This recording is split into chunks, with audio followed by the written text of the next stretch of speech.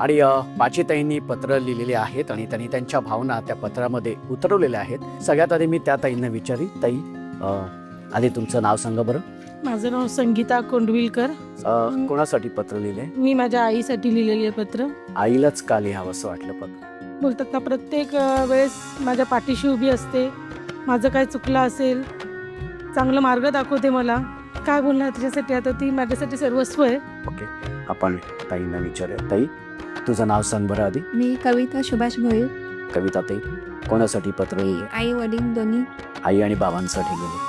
त्यांनाच का लिहावं असं वाटलं? आई वडील हे आपले देवासारखे नेहमी आपल्या धावत येतात.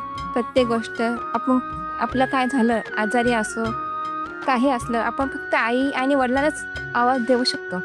जे काय असं ते आपण जे असेल काय दुःख सुख ते आपण आपल्या आई वडिलांकडूनच बोलू शकतो. त्यांच्यासाठी असलं पत्र लिहावं असं वाटलं. ताई, तुझं नाव सांग. निकिता महेंद्र बोंबे. निकिता ताई, कोणासाठी पत्र लिहिले? माझ्या बहिणीसाठी. बहिणीलाच का लिहावं असं वाटलं पत्र? तिची जागा कोणीच नाही घेऊ शकत. प्रत्येक सुखादुखामध्ये एका फोनवर हजर असते.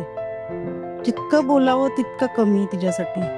आज डोळे पाणवले तुझे. हो, मी मोठी असून सुद्धा ती मोठी होते माझ्यासाठी. एक दिवस फोन नाही केला तरी तिचा फोन मला दिवसातून 1-2 वेळा, ताई काय करते, कसं चाललंय, पोरं काय करतात, दादा कुठे आहेत. शब्द नाही आहेत मला तिच्यासाठी बोलायला. इतकी महत्त्वाची माझ्यासाठी ती. अशी सगळ्यांना बहीण मिळो. मी सगळ्या सुखाच्या गोष्टी, दुःखाच्या गोष्टी, कुठल्याही गोष्टी तिच्याशी शेअर करू शकते. इतकं तिचं माझं बॉन्डिंग स्ट्रॉंग आहे. Love you Chaitu. वा ताई, खूप छान सुंदर पत्र तू तुझ्या बहिणीसाठी लिहिलेले. ताई, तुझं नाव सांग बरं. सारिका मुकेश रोकडे. सारिका ताई, कोणासाठी पत्र लिहिलंय? माझ्या आईसाठी. आईलाच का लिहावं असं वाटलं? कारण ती आज माझ्यासोबत नाही आहे. तिने माझ्यासाठी खूप कष्ट केले. मी तिच्या गर्भात असताना माझे पप्पा ॲक्सिडेंटली ऑफ झाले होते.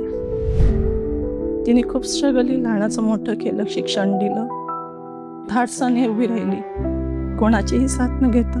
पण तिच्यासाठी आज पत्र लिहावं असं वाटलं. आज तिच्यासाठी पत्र लिहा असं वाटलं. माझी आई, हे पत्र तुझ्यासाठी होतं. मी माझ्या आईच्या गर्भात असताना माझे वडील अचानक तेव्हा घरी गेले. तेव्हापासून ती स्वतः धीट राहिली. आम्हाला खूप कष्टाने वाढवलं.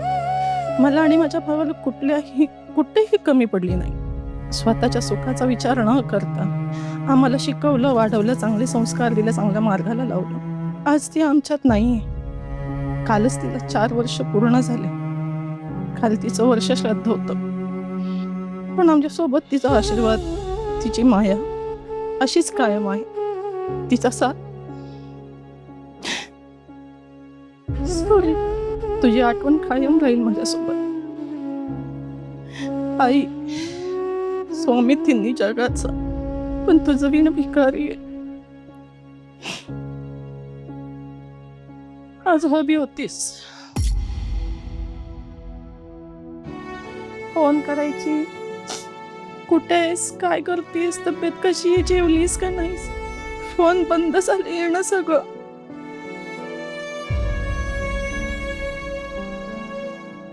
तुझा आशीर्वाद, तुझी माया खूप मिस करते.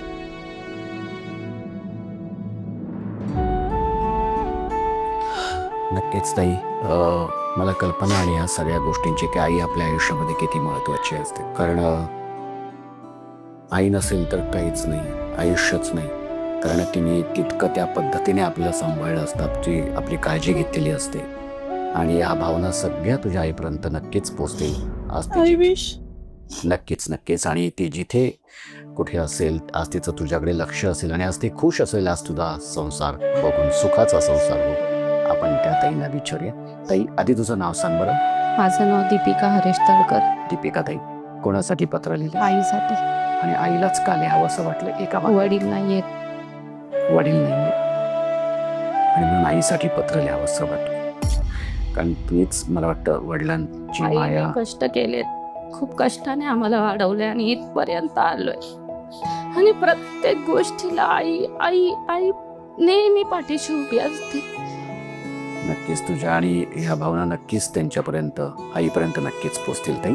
मला असं वाटतं की सगळ्याच ताईंनी खूप छान पत्र त्यांच्या त्या व्यक्तीसाठी लिहिलेली, जी व्यक्ती त्यांच्या आयुष्यामध्ये खरंच खूप खास आहे.